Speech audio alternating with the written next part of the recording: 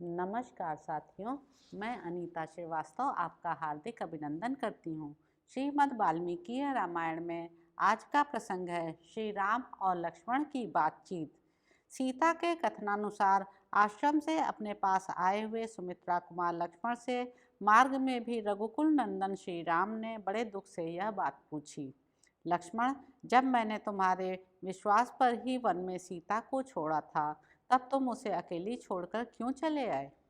लक्ष्मण, मिथिलेश कुमारी को छोड़कर तुम जो मेरे पास आए हो, तुम्हें देखते ही जिस महान अनिष्ट की आशंका करके मेरा मन व्यथित हो रहा था, वह सत्य जान पड़ने लगा है। लक्ष्मण, मेरी बाईं आंख और बाईं भुजा फड़क रही है। तुम्हें आश्रम से दूर सीता के बिना ही मार्ग पर आते देख मेरा हृदय भी धक धक कर रहा है। श्री रामचंद्र जी के ऐसा कहने पर उत्तम लक्षणों से संपन्न सुमित्रा कुमार लक्ष्मण अत्यंत दुखी होकर अपने शोकग्रस्त भाई श्री राम से बोले, भैया, मैं स्वयं अपनी इच्छा से उन्हें छोड़कर नहीं आया हूँ।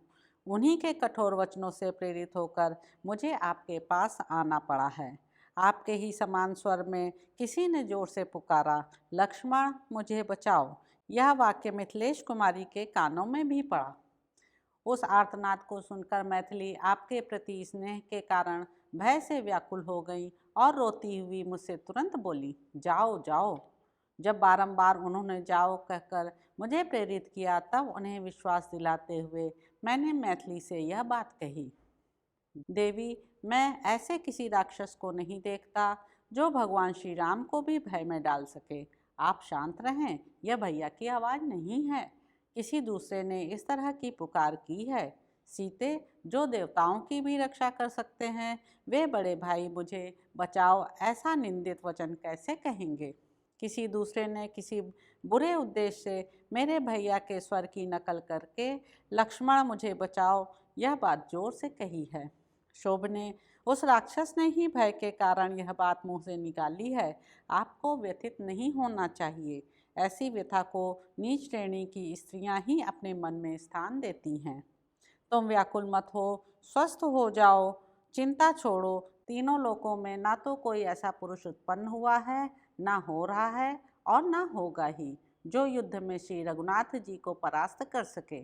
संग्राम में इंद्र आदि देवता भी श्री राम को नहीं जीत सके। मेरे ऐसा कहने पर विदेह राजकुमारी की चेतना मोह से आच्छन्न हो गई। वे आंसू बहाती हुई मुझसे अत्यंत कठोर वचन बोली, लक्ष्मण, तेरे मन में मेरे लिए अत्यंत पापपूर्ण भाव भरा है। तू अपने भाई के मरने पर मुझे प्राप्त करना चाहता है, परंतु मुझे पा नहीं सकेगा। तू भरत के इशारे से अपने स्वार्थ के लिए श्री रामचंद्र जी के पीछे पीछे आया है, तभी तो वे जोर जोर से चिल्ला रहे हैं और तू उनके पास जाता तक नहीं है। तू अपने भाई का छिपा हुआ शत्रु है, मेरे लिए ही श्री राम का अनुसरण करता है और श्री राम के छिद्र ढूंढ रहा है, तभी तो संकट के समय उनके पास जाने का नाम नहीं लेता है। विदेह कुमारी के ऐसा कहने पर मैं रोष से भर गया।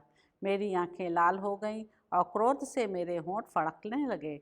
इस अवस्था में मैं आश्रम से निकल आया। लक्ष्मण की ऐसी बात सुनकर श्री रामचंद्र जी संताप से मोहित हो गए और उनसे बोले, सौम्य, तुमने बड़ा बुरा किया जो तुम सीता को छोड़कर यहाँ चले आए। मैं राक्षसों का निवारण करने में समर्थ हूँ, यह जानते हुए भी तुम मैथिली के क्रोधयुक्त वचन से उत्तेजित होकर निकल पड़े।